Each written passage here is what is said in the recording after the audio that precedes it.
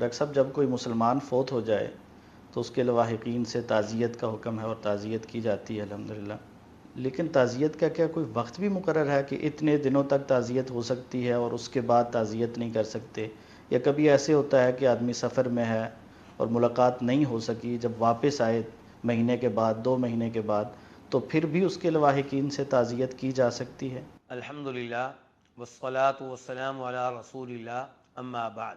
تعزیت کرنا یعنی کہ میت کے لواحقین کو تسلی دینا بہت عظیم عمل ہے۔ جب کسی کے ہاں فوتگی ہوتی ہے تو وہ پریشان ہوتا ہے، وہ ٹینشن میں مبتلا ہوتا ہے۔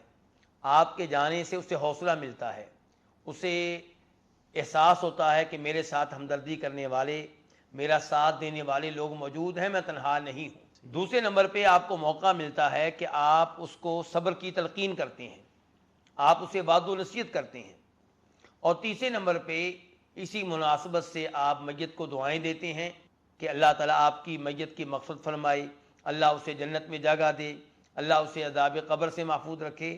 تو اس میں میت کا بھی فائدہ ہے، تو اس لیے تعزیت کا اہتمام کرنا چاہیے اور اس معاملے میں سستی کرنے سے گریز کرنا چاہیے۔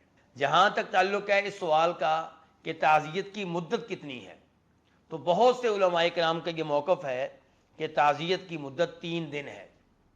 فوت ہونے کے بعد 3 دن تک آپ تعزیت کر سکتے ہیں، اس کے بعد تعزیت کرنے سے گریز کرنا چاہیے۔ لیکن صحیح بات یہ ہے کہ تعزیت کی کوئی مدت قرآن و حدیث سے ثابت نہیں ہے۔ قرآن و حدیث سے ثابت ہے سوگ کرنا، یعنی کہ اگر کسی عورت کا کوئی رشتہ دار فوت ہو جائے تو وہ کتنے دن تک سوگ کر سکتی ہے؟ 3 دن تک۔ 3 دن تک اسے حق حاصل ہے کہ اس کی فوتگی کے غم میں وہ زیب و زینت سے دور رہے، سرما لگانے سے دور رہے، زیورات پہننے سے دور رہے، شوق کپڑے پہننے سے دور رہے، تو یہ اس کا حق ہے۔ لیکن چوتھے دن سوگ کرنا، اس بات کی اسے اجازت نہیں ہے۔ نبی علیہ الصلوۃ والسلام کی صحیح حدیث ہے جسے امام بخاری اور دیگر ائمہ حدیث روایت کرتے ہیں کہ جو بھی عورت اللہ پہ ایمان رکھتی ہے، آخرت پہ ایمان رکھتی ہے، اس کے لیے جائز نہیں ہے کہ کسی بھی مرنے والے کا سوگ 3 دن سے زیادہ کرے۔ البتہ خامد کا سوگ 4 مہینے 10 دن ہوگا۔ تو سوگ کی مدت 3 دن مقرر کی ہے نبی علیہ الصلوۃ والسلام نے، وہ بھی عورت کے لیے، لیکن تعزیت کے لیے آپ نے کوئی مدت مقرر کی ہو، ایسا نہیں ہے۔ اس لیے جب بھی موقع ملے آپ میت کے لواحقین سے تعزیت کر سکتے ہیں، اس میں کوئی حرج نہیں ہے۔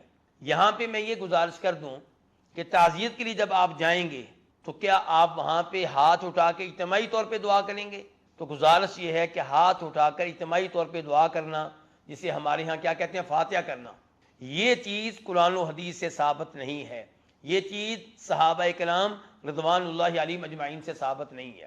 اس لیے آپ تعزیت کے لیے جائیں، آپ تسلی دینے کے لیے جائیں، آپ میت کے لواحقین کے غم کو ہلکا کرنے کے لیے جائیں، اور اسی مناسبت سے آپ ہاتھ اٹھائے بغیر میت کے لواحقین کو مخاطب کرتے ہوئے میت کو دعائیں دیں، اس میں کوئی حرج نہیں ہے۔